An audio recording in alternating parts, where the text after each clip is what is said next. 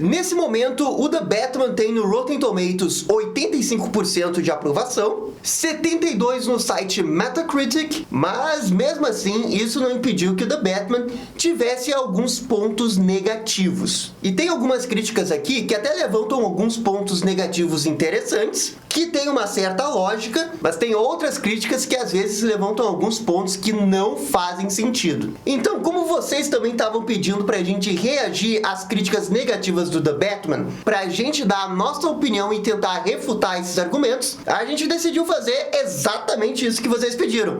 Vamos reagir aos argumentos mais negativos do The Batman e fazer aqui uma espécie de advogado do diabo do The Batman pra defender o filme, custe o que custar, seja lá quais forem os pontos negativos. Beleza? Então, eu acho que esse vídeo vai ser bem engraçado, porque eu sei que tem uns pontos negativos aí que não faz o menor sentido. Então assim, ó, roda a abertura e vamos começar.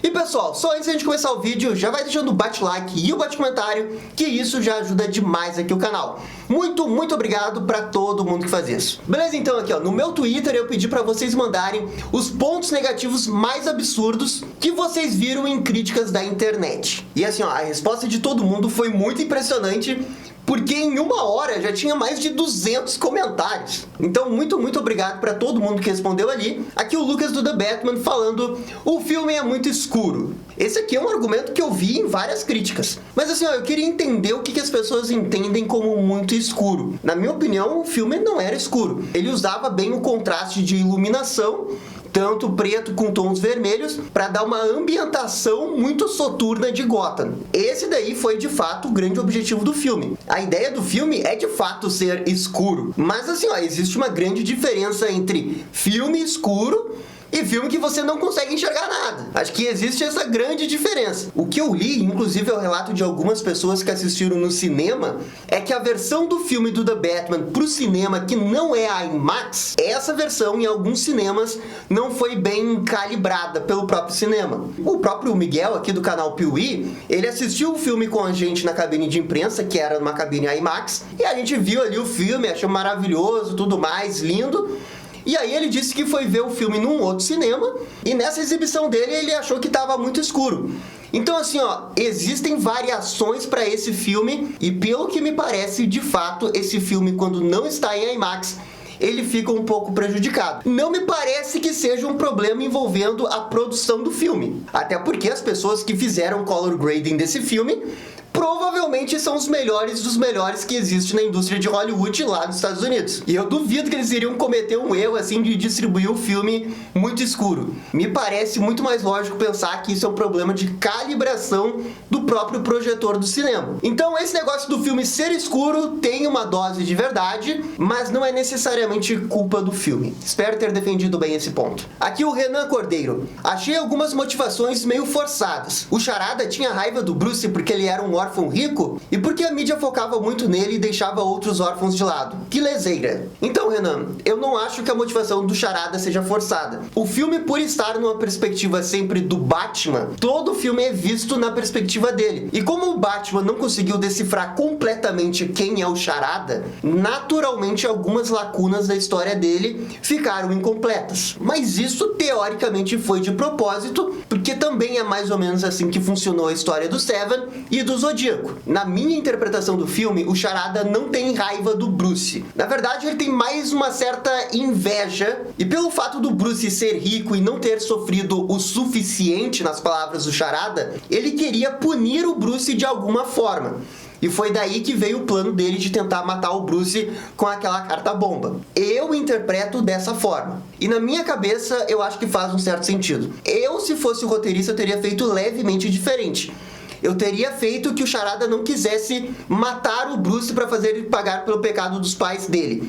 Eu iria fazer com que ele quisesse destruir a imagem da família Wayne. Porque o Charada poderia colocar toda a culpa em cima da família Wayne, pelo que aconteceu, e a partir daí ele poderia fazer o expose da família Wayne e querer destruir a Torre Wayne, porque é um símbolo de poder da família Wayne, e ele no final poderia passar exatamente a mesma mensagem que ele passou no filme, só que talvez de uma forma um pouco mais clara, não dependendo tanto de subinterpretações da trama. Eu espero ter respondido, não sei se eu fiz um bom trabalho nessa daqui. Aqui o Josenildo. O Batman simplesmente acreditou que a versão do Alfred sobre o Thomas era verdadeira e que as do Falcone e do Charada eram falsas. E olha, assim, ó, eu não sei como que isso é um ponto negativo, porque eu acho que a gente consegue explicar isso com psicologia. A gente tende a acreditar na verdade que a gente quer acreditar, e mesmo que a gente não saiba toda a verdade. Pro Bruce, é conveniente acreditar na verdade do Alfred, e pra ele é muito duro ele acreditar na versão do Falcone e do Charada. O próprio Alfred fala que ele não sabe qual que é a verdade absoluta, e a gente de fato não sabe o quanto que o Bruce acredita nas duas versões, porque o filme pincela isso, depois ele toca a sua história do mistério, e a gente não sabe exatamente o que ele pensa. Talvez seja um negócio que eles explorem mais numa continuação. O David Pirajá aqui, ó. O filme só tem uma storytelling e que não se permite explorar subtramas, como algo relacionado ao Bruce ou à vida do Gordon. Essa daqui, David, vai ser difícil de refutar. O filme, de fato, só tem uma linha do tempo, que é a linha do tempo do mistério. Mas, ao mesmo tempo, a gente tem um envolvimento da corrupção de Gotham. E esse, sim, é o verdadeiro mistério que o Batman vai desvendando ao longo do filme. E pelo fato do filme ser tão linear, os outros personagens parece que eles estão a serviço da história. E não propriamente eles estão ali com um arco próprio dentro do filme. A exceção disso é o Batman e a Mulher-Gato e o Charada. Esses três aí têm arcos de redenção muito claros dentro do filme. O filme funciona muito bem pra eles. Agora, você citou os outros personagens, como a vida do Gordon. E o Gordon, de fato, no filme, a função dele é ser o ajudante do Batman, né, que vai levando ele de um lado pro outro e vai ajudando ele conforme dá. É que assim, ó, eu tô pensando se isso não é pra ser tipo Seven. Qual que eu acho que é a jornada pessoal do Gordon? Dele virar esse símbolo dentro da polícia, na qual as pessoas seguem a ordem dele, e ele meio que consegue higienizar a polícia de Gotham pra que ela confie no Batman e ela deixe de ser corrupta. Essa daí eu acho que é pra ser a jornada do Gordon. E de fato isso acontece, mas é um pouco superficial demais, eu tenho que admitir isso. É bem difícil de refutar esse argumento aqui. Mas eu ainda acho que o Gordon tem a sua função dentro da história, ele funciona bem, é só que ele não é um 10 de 10, ele é um 8 de 10. O Ray aqui colocou entre aspas, deixando bem claro que não é a opinião dele. Falam que o Batman não matou nesse filme, mas morreu pelo menos umas 30 pessoas inocentes na perseguição do Batmóvel. Esse argumento é porque eu falei no vídeo lá, o Batman não mata em nenhuma cena. E daí tentaram encontrar argumentos dizendo que esse Batman matou indiretamente. Esse é o Batman que não matou no filme, nem diretamente, nem indiretamente. Pô, ali a cena da perseguição eu acho que é um claro exemplo disso. Porque assim, ó, de fato deve ter acontecido algum tipo de morte naquela super mega perseguição, mas todas essas mortes são culpas do Pinguim. Foi o Pinguim que entrou na contramão, foi o Pinguim que jogou o caminhão pra cima do Batman. O Batman tava ali reagindo. E nem se ele quisesse, ele poderia salvar as pessoas que estavam ali dentro daqueles carros. Então assim, ó, se você for levar ao pé da letra que enquanto o Batman tá numa perseguição de carro, ninguém pode morrer, mas assim, ó, ninguém, mesmo que seja a culpa do vilão, aí você nunca vai fazer cena de perseguição de carro. Eu sinto muito, acabou a cena de perseguição de Batmóvel. Porque toda cena de perseguição de Batmóvel vai ter um carro capotando, vai ter um carro explodindo. Sei lá, tem que acontecer alguma coisa, é uma cena de ação. Então assim, esse argumento não faz sentido, é uma grande cena de ação e o roteiro ainda tem todo o cuidado de dizer que tudo é culpa do Pinguim. Então assim, não faz sentido esse argumento. Esse daqui eu acho que eu defendi bem. Aqui ó, Scott Productions. Eu achei que algumas coisas ficaram prejudicadas na versão brasileira. Por exemplo, você é a ratalada. E no inglês fica, né, you are ratalada. Então, Scott, isso aqui eu acho que não é bem um problema do filme, né? É um problema da adaptação. Sempre que você faz trocadilhos numa outra língua, como esse do URL, você vai acabar se prejudicando quando você adaptar para uma outra língua. E não tem o que fazer, tem que adaptar e vai acabar perdendo alguma coisa. Ainda mais quando você tá falando de um filme de charada, onde às vezes a charada é a própria rima, tá ligado? Então assim, ó, eu concordo que se perdeu na tradução, mas eu também acho que isso é um problema de todas as adaptações mundiais do The Batman. Simplesmente não tem o que fazer. Esse daqui é o melhor. O Rei do Queijo. O Batman bateu na porta do clube Iceberg ao invés de entrar pro outro lugar escondido. Filme lixo, o Batman não tem lógica, e ele coloca uns emojis pra deixar bem claro que ele não tá falando sério. Mas isso de fato é uma crítica que eu vi. E assim, ó, eu prefiro que o Batman chegue por cima sorrateiramente, passe por todo mundo sem que ninguém ficar sabendo. Eu prefiro Prefiro sim, mas não acho que seja o problema no filme, até porque o filme justifica essas ações do Batman. Ele bate pra frente e ele vai. Na verdade, o Batman do Robert Pattinson é uma espécie de cowboy clássico, que ele chega lá no salão, né, todo mundo para e olha, sou o cowboy Batman. E ele tira a arma dele e atira em todo mundo, que é o que o Clint Eastwood faria, digamos assim. Então assim, esse é um Batman muito cowboy, muito reckless, né, que não tem medo de morrer, que ele é imprudente mesmo. E tudo isso tá meio que justificado dentro do roteiro nas falas do Batman com o Alfred. Então assim, não é um problema. Inclusive eu lembro do Arkham City, porque logo no início do Arkham City, quando você entra num local lá pra salvar a mulher gato, você mesmo tem a opção de ir por baixo pela porta da entrada, ou você tem a opção de ir por cima. O jogo ali mesmo tá dizendo, você pode escolher ir por baixo ou por cima. O Batman Robert Pattinson escolheu ir por baixo. E no final isso até acabou dando uma piadinha engraçada ali do Batman sempre invadir o Iceberg Lounge pela porta da frente.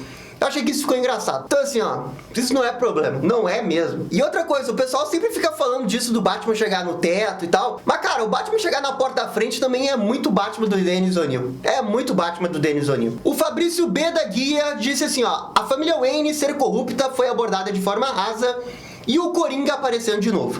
Eu não acho que a abordagem da corrupção da família Wayne tenha sido rasa. Eu acho que ela faz muito sentido dentro do contexto do filme. Porque o Thomas Wayne, ele se corrompe. Uma pessoa como Thomas Wayne, cirurgião renomado da cidade de Gotham, ele só se corrompeu porque ele ficou com medo que as pessoas descobrissem que a esposa dele tá doente. E doente no nível de insana. Então, assim, eu acho que a decisão que ele toma de falar com o Falcone é uma decisão equivocada, mas que faz sentido dentro do medo que ele tá tendo, porque ele sabe o poder destrutivo que a cidade de Gotham tem pra acabar com a fama de alguém como a Martha Wayne, como da família Wayne. Todas as ações que ele toma, na minha opinião, fazem sentido. E isso eu acho muito crível, e por ser crível, eu não posso dizer que é raso. E assim, eu não sei o que você queria, dizendo que a família Wayne era super hiper corrupta, que desviava dinheiro e tal. Assim, o Matt Reeves poderia ter ido pra esse lado, mas é muito difícil saber se isso teria ficado bom ou ruim no filme. Poderia ter sido um negócio mega genérico, ou poderia ter sido um negócio super hiper mega corajoso que ele fez ali. Eu acho que no final, ele acabou tomando a decisão certa por deixar o Thomas Wayne corrupto, entre aspas, mas ainda assim nobre nos seus valores para tentar defender a sua família, que é meio que acaba sendo o grande legado dele, pro Bruce pelo menos. Eu acho que faz sentido. Aqui o Vini Paiva tem uma boa. Por que o Batman sente um tiro de revólver no início e não sente absolutamente nada com uma rajada de metralhadora? E 2. Se o Batman policial não tivesse um parente que trabalha com carpete, o Batman nunca teria descoberto o plano final do Charada? Assim, vamos por partes. O 1, eu já pensei, já olhei, já tentei argumentar, mas essa daí eu não tenho argumentos, né? Porque no início do filme o Batman leva um tiro de uma pistola e o tiro faz ele pra trás. E daí lá no final do filme ele caminha protuberantemente em direção a metralhadores e ele não sente nada. Assim, se você for levar ao pé da letra a lógica, não faz sentido. É óbvio que não faz sentido. Mas ainda assim é um filme de super-herói. E eu acho que a gente pode passar um pouco o pano, já que a cena que o Batman leva um monte de tiro de metralhadora é muito boa. É muito cinema aquela cena. Então assim, eu acho que ele tá na licença poética de fazer uma cena bonita do Batman, que envolve ele passar pelas metralhadoras ali e tudo mais. Mas assim, eu entendo quem se incomodou com essa cena, porque de fato ela quebra um pouco assim a lógica do filme. E o meu único argumento a favor dela é que resulta numa grande cena de ação, e isso permite a gente passar pano para ela. Esse é o meu argumento. E tem esse negócio aí do carpete. É que assim, fez muita pouca diferença o Batman descobrir o plano do Charada. Porque quando ele descobriu, imediatamente o plano foi executado. Assim, foi questão de minutos, né? Ele descobriu ali e pum, explodiu as bombas. O que o Batman ajudou naquele momento é que ele conseguiu avisar a polícia que iria acontecer alguma coisa. E isso deu um certo tempo para fazer um mini plano de segurança ali. Ainda assim, um plano improvisado, mas que ainda assim o Batman interferiu levemente ali. E bem, quanto à pergunta em si ali, se não tivesse aquele cara que tivesse o carpete, cara, isso daí é muito subjetivo, porque se não tivesse aquele cara, o roteiro iria encontrar uma outra forma do Batman descobrir ali as luzinhas e descobrir as bombas. E essa cena do Batman confiando num policial, eu acho que ela é extremamente importante, porque até então o Batman era muito fechado, sabe? Ele só conversava com o Gordon. Tem aquela cena no meio do filme, né, que ele bate nos policiais e ele fala com muito orgulho que bateu nos policiais. Então o Batman, ele não gosta dos policiais no filme. E ele não confia neles, com exceção do Gordon. Então esse é um momento em que, embora pareça meio cômico, assim, o Batman não descobriu o mistério porque o cara lá sabia. Ok, ele ajudou o Batman, mas em contrapartida, a gente tem o Batman se aproximando da polícia e vendo que nem todo policial é corrupto em Gotham. O esquisito aqui diz que poderíamos ter mais informações de interação do Charada e do Batman cara a cara. Isso daqui eu concordo com o esquisito. Eu queria que tivesse mais interações do Batman ou do Bruce Wayne com o Charada. Aquela cena do interrogatório é maravilhosa, é muito boa, mas é só uma cena, e eu acho que poderia ter mais. Porque sempre vale lembrar o filme Seven. O filme Seven, que é a grande inspiração desse filme, tem uns 3, 4 momentos de interação do vilão com os detetives que são maravilhosos. Enquanto que aqui no The Batman a gente tem aquela cena dele na igreja lá interagindo pelo celular, que é muito boa, e a gente tem aquela cena no Asilo Arkham, que também é muito boa.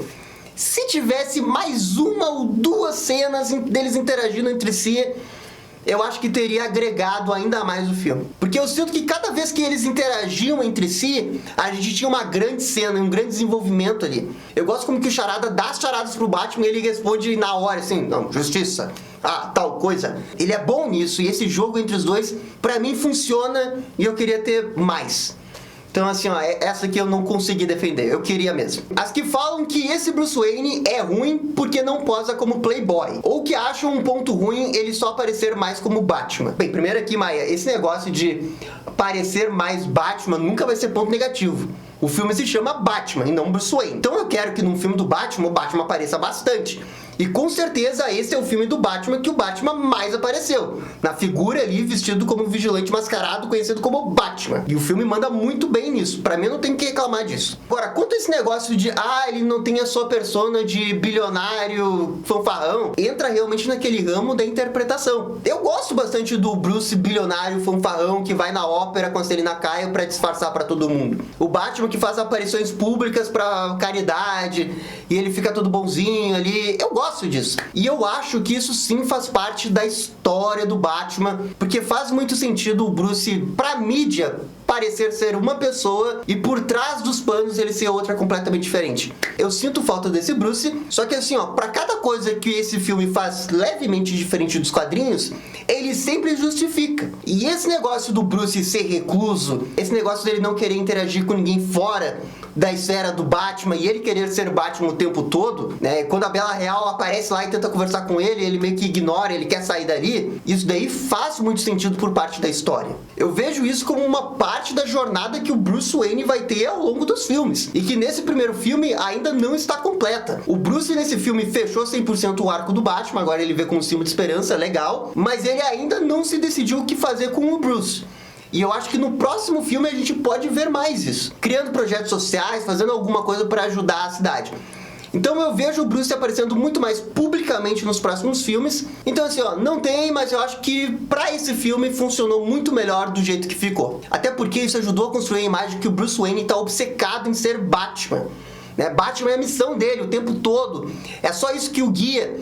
E isso cega para o seu redor e a própria lógica do que ele deve fazer fora disso. E eu acho que o filme todo amarrou muito bem, principalmente por causa da interpretação do Robert Pattinson. Aqui o Guilherme Batista Diniz.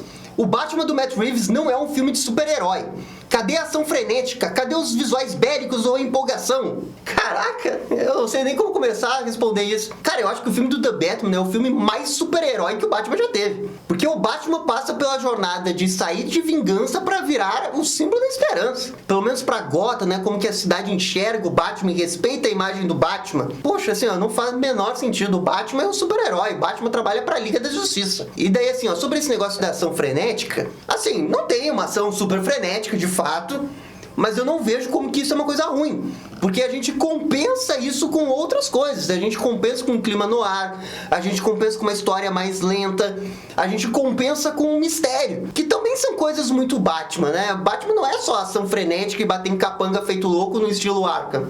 Tem outras coisas legais no Batman. E eu acho que esse filme ele tenta balancear tudo ao mesmo tempo. Aqui o Todd do The Batman. O filme terminar com Batman e Selina se despedindo não faz sentido. É assim, todo mundo sabe que eu acho que essa cena aí, ela está fora de ordem. Eu até acho que faz sentido a cena acontecer. O Batman se despedir da Selina Kyle ali e tudo mais, eu acho uma cena bacana. Mas assim, ó, eu também tô fazendo o advogado do diabo, eu vou tentar defender o que o filme quis fazer. E na minha visão, o que o Matt Reeves quis fazer é que essa cena, embora seja uma cena de Batman e Mulher-Gato, ainda é uma cena que o Batman escolhe Gotham no lugar da Selina Kyle. Então eu acho que quando ele decidiu terminar o filme daquele jeito, ele quis dizer, né, que nada vai ficar acima da missão de salvar Gotham pro Batman. O Solaris Duck Knight aqui fala, o filme tranquilamente podia ter 2 horas e meia. É assim, ó, a reclamação da duração é uma reclamação que eu vi constantemente. E assim, ó, tentando defender o filme, eu acho que eles ficaram um pouco com medo de tirar coisas importantes do filme e fazer um corte de 2 horas e meia, e isso acabar prejudicando muito o filme. Porque assim, ó, é fácil a gente dizer agora, o filme poderia ter 2 horas e meia. Mas a verdade é que a gente não tá editando o filme ali. E aquelas pessoas estão vivendo o filme 24 horas por dia. E na cabeça delas, deixar tal cena ou deletar tal cena pode ser o definitivo para acabar com a experiência de um filme. O Batman vs Superman tem uma cena que é realmente muito importante e que foi deletada da versão do cinema. E muita gente reclamou dizendo que era um furo de roteiro, dizendo que o Superman não viu a bomba daquele cara de cadeira de rodas, mas numa das cenas deletadas dizia que a cadeira era feita de chumbo. Então assim, imagina a cabeça dessas pessoas que estavam editando um filme que tem 3 horas, que tem uma grande história complexa de mistério, que exige atenção o tempo todo, mas eu acho que dá pra deletar essa cena aqui pra deixar 15 minutos a menos e ver o que acontece, sabe? Eles ficaram com um pouco de receio em deletar muita coisa do filme. Por um outro lado, o filme ter 3 horas de duração permitiu que o Matt Reeves demorasse um pouco mais para fazer o corte da cena. E às vezes a gente tem 1 segundo a mais ali de vislumbre de Gotham.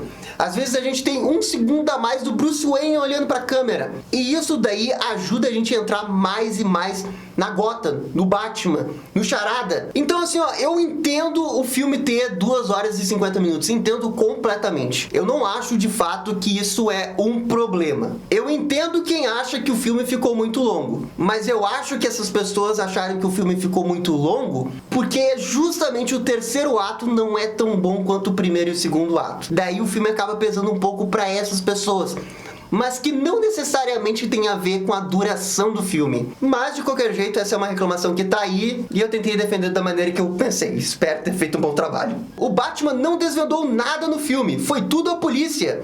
E o Charada que se deixou ser preso. Isso daí é uma mentira que estão falando. Por exemplo, é o Batman que descobre o negócio lá do enigma do Charada, logo no início do filme. O Alfred faz um pedaço do enigma, e logo depois o Batman diz, não, se a gente fazer as palavras cruzadas aqui, olhar apenas tais letras, vai fazer um não sei o que e vai formar isso daqui. E a tela até mostra. É o Batman que tira o Falcone lá do Iceberg Lounge pro Charada matar. O próprio Charada fala no filme que se não fosse pelo Batman, o plano dele teria sido executado.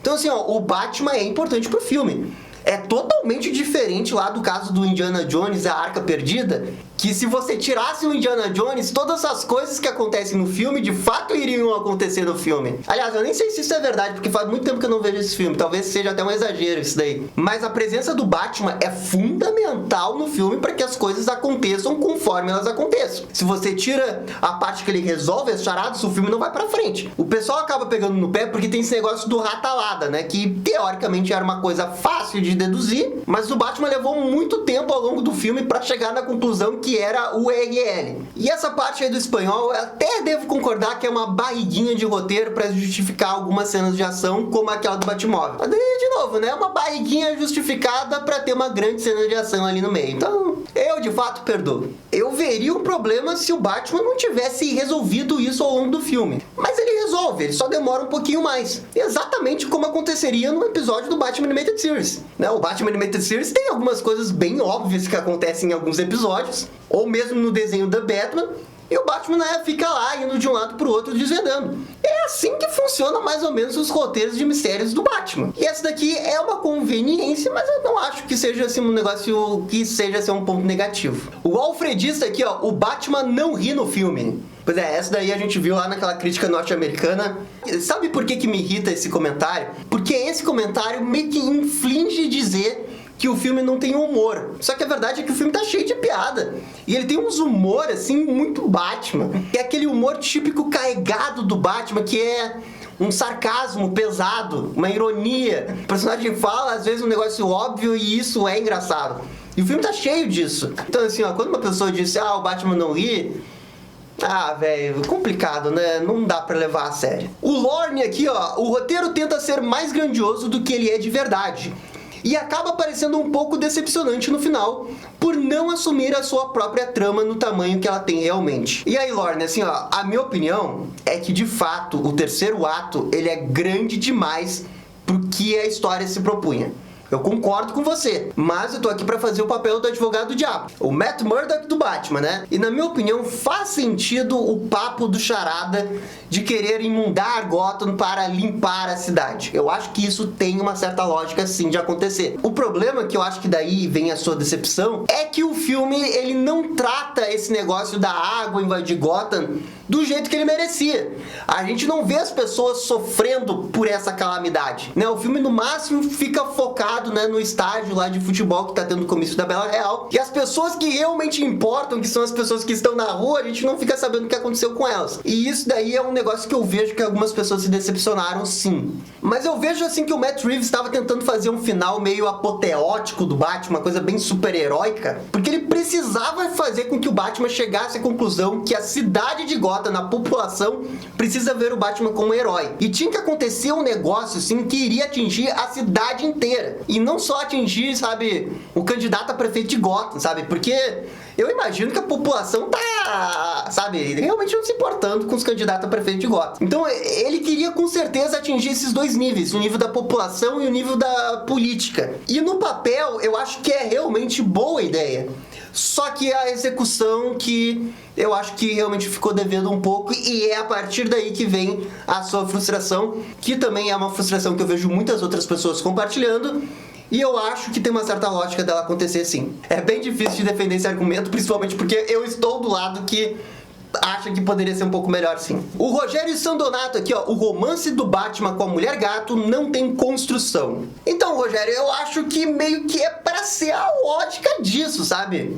Porque o relacionamento do Batman com a Mulher Gato não tem lógica, tá ligado? Um cara ali é pra ser o herói da cidade e a outra é a maladra que rouba diamantes. Porque o relacionamento do Batman com a Mulher Gato não é um romance. É uma coisa carnal ali, ó. Eles querem, eles sentem. E o filme do The Batman, eu acho que consegue mandar muito bem nisso. Porque você realmente sente uma tensão ali entre os dois personagens. Se eles quisessem, eles poderiam começar a ficar juntos ali do lado do bate-sinal, né? Só não fazem porque é PG-13. Mas eu acho que esse desejo carnal aí do Bruce com a Selina, da Selina com o Bruce, eles mandaram bem. Não consigo ver isso com ponto negativo. Aqui o Thiago de Matos tem alguns pontos legais. O filme é autoindulgente, desnecessariamente escuro, com cenas difíceis de entender o que tá se vendo. Pra ele, o Batman detetive é fraco e perde todas pro vilão. No máximo, ele é bom de charadas. E assim, Thiago, essa questão do Batman detetive ser fraco, eu acho que essa daí eu não concordo muito com a sua observação. Porque eu acho que o Batman Detetive, ele fez várias observações ao longo do filme. Aquele negócio do dedo, ele já sabia que o cara tinha morrido antes. O negócio do pendrive, o Batman resolver a charada. O Batman ali resolver as charadas lá do charada na igreja. Eu não acho que o Batman perde todas pro vilão. Mas também tem aquele negócio. O filme precisava passar a sensação que o Charada tá acima do Batman na questão do plano dele. Porque de fato é isso que acontece. O Charada manipula o Batman. E se em qualquer momento o Batman percebesse que ele estava sendo manipulado, toda a cadeia de eventos do filme iria por água abaixo. Então o filme meio que é construído pro Batman ser manipulado. E eu acho que isso faz sentido pra história e não necessariamente tem a ver com o Batman detetive fraco. Vamos pegar, ó, de novo o Seven, por exemplo. O Brad Pitt e o Morgan Freeman lá fazem diversos avanços na história com deduções que eles fazem nas cenas do crime. O Batman mais ou menos faz isso também no The Batman, mas no final o vilão manipula os detetives, né, e toda a polícia da cidade de lá, pra colocar ele num carro, levar até o deserto, pra pra ele revelar o seu grande plano final. E ele manipulou todo mundo ali. Isso não quer dizer que o detetive Morgan Freeman e o Brad Pitt sejam fracos como detetives. Então, assim, eu acho que o filme acabou equilibrando bem esse negócio do Batman ser um bom detetive, crível, e ao mesmo tempo ele ser inteligente, mas ainda assim ele ser manipulado pelo Charada. Aqui o Marcelo C. O Charada não é uma grande ameaça. Matou pouco e foi preso quando homicídios acabaram. Caraca, velho, se o Charada não é uma grande ameaça, eu não sei o que é uma grande ameaça.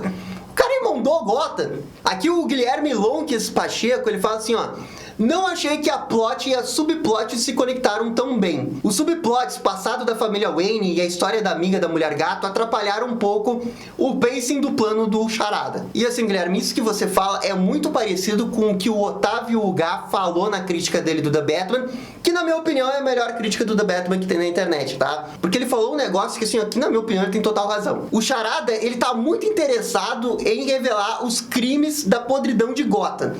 Enquanto que do outro lado, o Batman e o Gordon, eles estão apenas interessados em prender o Charada. Então parece que a subtrama da corrupção de Gotham, ela não afeta diretamente os nossos protagonistas do filme. E daí fica parecendo que a gente tem duas histórias em paralelo. E quando o Otávio critica isso no vídeo dele, ele tem total razão, porque de fato isso afeta muito pouco o filme. E daí, assim, ó, mal comparando com o Cavaleiro das Trevas, quando o Coringa fala, né, eu vou espalhar o caos em Gotham. O filme é muito brilhante em não só falar que o Coringa quer espalhar o caos em Gotham, como mostra todo aquele negócio do Coringa aparecer na televisão, que todo mundo fica em pânico, as pessoas irem até as balsas, tudo isso é muito bem justificado no filme. E você sente o peso, né, das subtramas do filme entrelaçando com o plano do Coringa. E isso é genial. E assim, ó, tanto a sua observação quanto a do Otávio, na minha opinião, tem uma certa lógica, mas eu vou tentar defender aqui. E na minha opinião, o filme abre todas essas pontas porque ele quer também explorar isso em outras continuações. Ele quer explorar esse passado da família Wayne com os Arkham na série Arkham. Esse negócio da corrupção, de que deixa um vácuo no poder, ele quer explorar com a série do Pinguim. Então, assim, ó, ele deixa muitos vácuos para uma trilogia, um universo do The Batman, que eu entendo completamente por que ele tá fazendo isso. Talvez se isso fosse apenas um filme super, hiper, mega isolado, fosse apenas um filme solo do Batman, toda a construção do roteiro talvez fosse um pouco mais precisa pra ligar essas subtramas. Mas como a gente tá falando do Batman, que vai ter o seu próprio universo, vai ter a série da Mulher Gato, vai ter a série do Pinguim, vai ter não sei o que, ele abriu esses pontos pra deixar numa elipse pra responder elas no futuro. E essa é a minha defesa quanto a isso, que a gente não pode esquecer ainda que o The Batman, apesar dele ser um filme com estofo, pra dizer que é um filme muito diferente, ele ainda é um filme de super-herói. E como filme de super-herói, ele ainda está preso a esse negócio, né, de quero fazer trilogia, quero fazer o universo, quero The Batman e tal. Então ele acaba caindo nessa arapuca que todo filme de super-herói tem. Mas ele ainda assim apresenta todos esses casos muito bem dentro do contexto apresentado ali, só que ele não responde tudo. Ele deixa as coisas lá pra frente. E aí, eu entendo quem se incomoda com isso, que prefere coisas muito mais isoladas. Mas eu, nesse caso, até prefiro desse jeito. Porque daí você vai explorar muito mais esse negócio da corrupção na série do Pinguim. Porque daí você vai ter uma série do Arkham que vai explorar muito melhor isso. Então, pra mim, é muito melhor desse jeito. Pelo menos. O Marcelo Salgado aqui, ó. O terceiro ato achei meio confuso. As barricadas explodem, a cidade enche de água. Mas isso não é explorado, parece que falta urgência. Então, Marcelo, esse é um pouco o meu problema com o negócio da inundação de Gotham. É um negócio muito grande que a gente não vê acontecer e afetar a população de Gotham. Daí, quando você não mostra a população sofrendo com isso, você perde a urgência do problema. Mas quando a gente olha o grande escopo final, que é o negócio do Batman passar símbolo de esperança, e ele, né, salvando aquela menina com os policiais ao redor dele, a cena em si acaba se justificando. Não se justificando para ser um terceiro ato maravilhoso, 10 de 10, nível Cavaleiro das Trevas, mas se justificando no nível para ser um bom terceiro ato. Aqui, ó, o Digi Brasil RPG, que ele colocou uma mensagem de WhatsApp aqui, ó, que diz assim, ó: sinceramente, eu achei lindo estilo noir do The Batman. Daí, eu achei chato ele ser detetive. Tirou a essência do Batman. Quê? Não, essa mensagem tem que ser fake. Tem que ser fake essa mensagem. Alguém escreveu isso aqui de mentirinha. Como que o Batman ser detetive tirou a essência dele? Não faz sentido. Aqui o Guga. Eu vi um que era: se o Charada matou os alvos dele pessoalmente, por que só o Bruce que ele mandou a bomba? Furo de roteiro ou outro motivo? Isso daí foi uma observação que, inclusive, eu falei no meu Twitter, que deu toda uma treta. Mas, assim, ó, na minha opinião, tem uma certa conveniência do Charada não querer ir pessoalmente matar o Bruce Wayne, mas, ao mesmo tempo, o filme justifica isso. Eles falam várias vezes, né, que o Bruce é uma pessoa reclusa, e que, portanto, o Charada teria dificuldades em conseguir informações a respeito da rotina do dia a dia do Bruce. E isso inviabilizaria um plano de ataque do Charada direto no Bruce. Beleza, isso eu acho que ficou bem justificado do filme. Aqui, ó, Lucas, eu não concordo, mas vi muita gente falando que o Batman tá frango demais para ser comparado ao Batman. Lucas, assim, ó, existe uma história muito clássica do Jack Nicholson com Michael Keaton. Que um dia, no set de filmagens, o Jack Nicholson encontrou o Michael Keaton, que era o Batman, malhando, né? E ele perguntou, o que você tá fazendo? E o Michael Keaton respondeu, tô malhando porque o Batman tem que ser forte. E o Jack Nicholson só falou, esquece isso, quando você colocar roupa, ninguém vai ver seu músculo. E assim, ó, ele tinha razão. Claro que um filme do Batman não pode chegar e apresentar um Batman que é magro como eu, que tem um braço que fecha só de fechar a mão aqui. Obviamente, eu nunca poderia ser o Batman. Mas assim, ó, o Robert Pattinson, ele tava forte ali. A gente viu cenas dele sem camiseta, ele tava trincado ali. E tem a questão que ele tá usando uma armadura. E a armadura é o melhor método para deixar uma pessoa crível sendo forte, sem ela necessariamente ter 5 metros por 10. Então assim, ó, isso não é um ponto negativo pra mim, porque eu acho que o Robert Pattinson tá tão forte quanto o Bale. Se você comparar a imagem entre um e o outro nos filmes lá, vocês vão ver que tá quase a mesma coisa. E a armadura do The Batman, ela é perfeita pra passar a imagem que o Batman é forte, mas ainda assim tem uma certa agilidade pra derrotar todo mundo que tá ali. Então, ó, Batman com chassi de grilo, nunca vi. Pô, assim, gente, chassi de grilo é o que eu sou. Quisera eu ser chassi de grilo no nível do Robert Pattinson. Quisera eu, né? Não faz sentido. A cena do fio elétrico não faz muito sentido e só tá lá pra causar impacto. Assim, ó, no ponto de vista de roteiro, faz sentido o Batman ter que desarmar aquele fio elétrico. Porque se aquele fio elétrico caísse no chão, todo mundo iria morrer, porque aquele local tava totalmente alagado. Faz sentido. Agora, o Batman poderia ter resolvido aquilo de uma outra forma? Poderia. Ele poderia ter jogado o batirão e ter cortado o fio. Poderia ter feito outras coisas pra resolver o problema. Mas, né, é aquela parte da conveniência que todo filme de super-herói tem. Eu acho que ela tá ali bem justificada ainda no roteiro, não acho que seja apenas gratuita. O Cauã aqui falou um negócio interessante. A única coisa que eu não gostei era a velocidade que o Batman resolvia os enigmas. Pra ele, tinha que deixar o público raciocinar o enigma também. Mas o Batman resolvia tudo em 1 segundo. Pô, Cauã, eu devo dizer que eu concordo com isso. Eu gosto de participar do mistério. Só que o Batman resolveu o enigma instantaneamente. Isso é uma forma que o roteiro encontrou de fazer o Batman inteligente. O Charada faz as charadas pro Batman e o Batman... Aqui, ó, amigo, eu sei isso daí. Que é o que o Batman faz no Animated Series, tá ligado? O Charada dá as charadas lá e... Ah, é isso aqui, é isso aqui, é isso aqui. Porque o nível intelectual do Charada, ele não é pra ser do mesmo nível intelectual do Batman. Principalmente quando o Charada faz essas charadas bobas aí. A única coisa que eu achei genuinamente ruim é o Batman se bater todo no chão, se quebrar 2 costelas ali, e na outra cena ele tá de pé conversando com o Gordon. Aqui eu acho que ele tá falando daquela cena que o Batman cai, né? Aquele glider dele, que o Batman com certeza se quebrou todo, né? E daí logo na cena seguinte ele tá de boas conversando com o Gordon. Olha...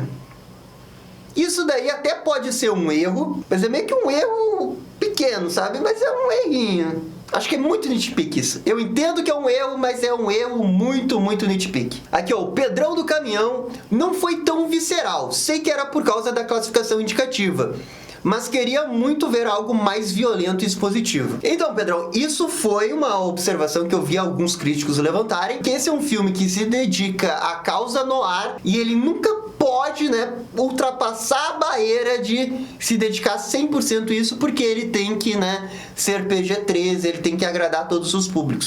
Mas bem, Batman é isso, porque ainda assim o Batman é um super-herói pra todo mundo. Quando a gente tá falando de uma história do Batman que é com sangue, com violência, aí a gente já tá fechando o nicho do Batman, né? E isso daí, com certeza, era uma coisa que a Warner não queria. Ela queria um filme do Batman pra todo mundo, que fosse um grande sucesso, tal qual foi o Batman de 89, né? Um grande hit de cinema, né, que possa vender bonequinho, possa fazer aquele merchandising todo que a gente sabe que é o Batman. Então eu acho que isso é aquele elas por elas, sabe? Eu não me incomodo com isso, porque eu cresci com o Batman Animated Series.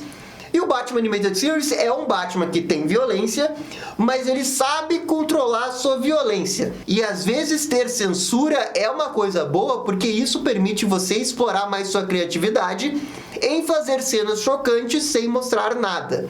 E é exatamente isso que o The Batman faz. Ele consegue se esquivar da questão de não ter violência, fazendo cenas desfocadas dos crimes que o Charada está cometendo, ou em outros momentos ali. E eu acho que isso sacia a minha questão da violência.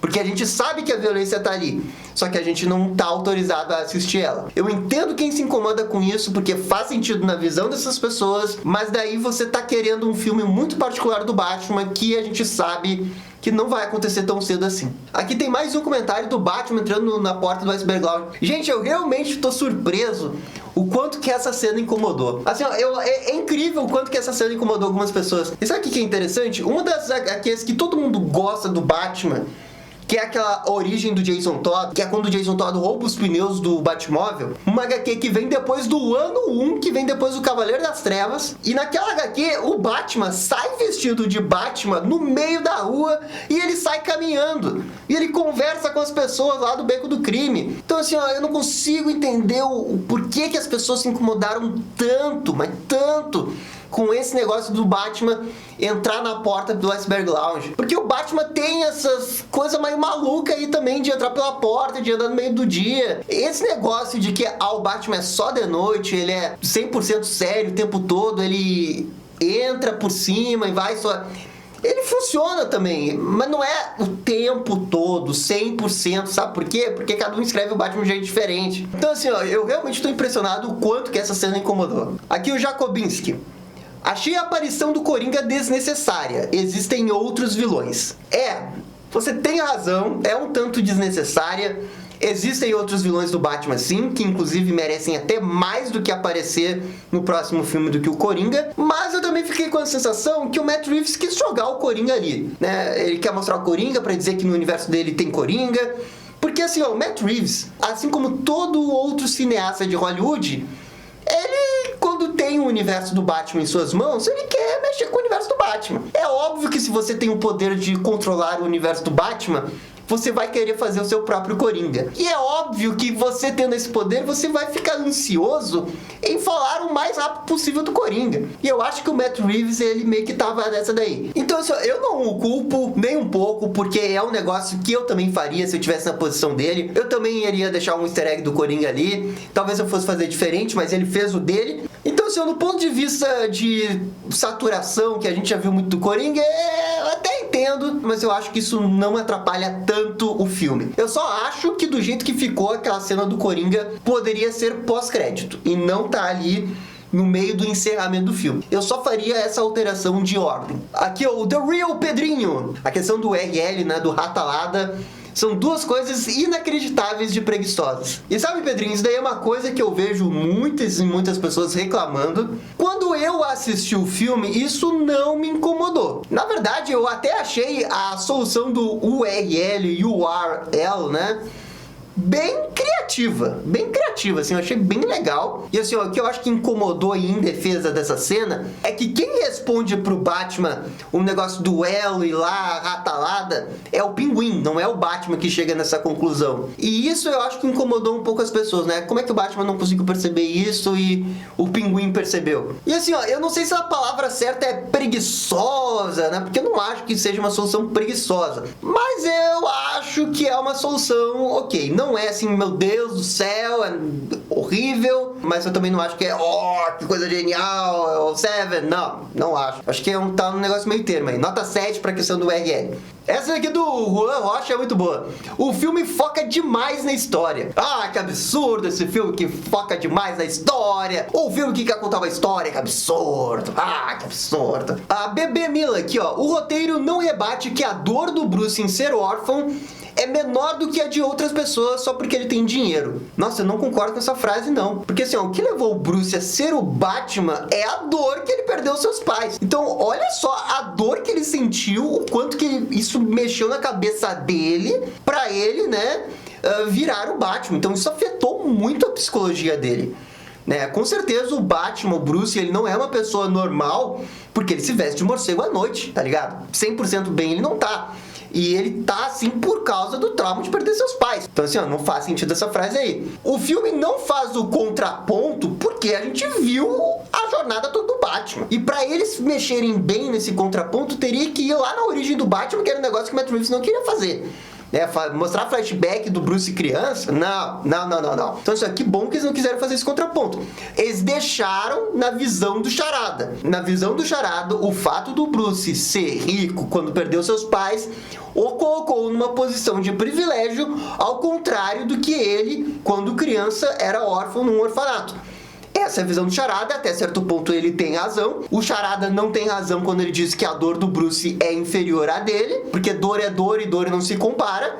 Cada um tem a sua própria dor, mas eu acho que o filme não precisa rebater isso. Eu acho que isso é meio óbvio, né? O próprio fato do Batman estar vestido de Batman ali, ele responde isso, né? Fica no subtexto aí. Aqui, ó, o Rise falando que a amiga dele disse que o CGI tava ruim. Aonde isso, meu amigo? Como? Caraca, eu achei o CGI muito bom no filme, porque ele foi usado na hora certa.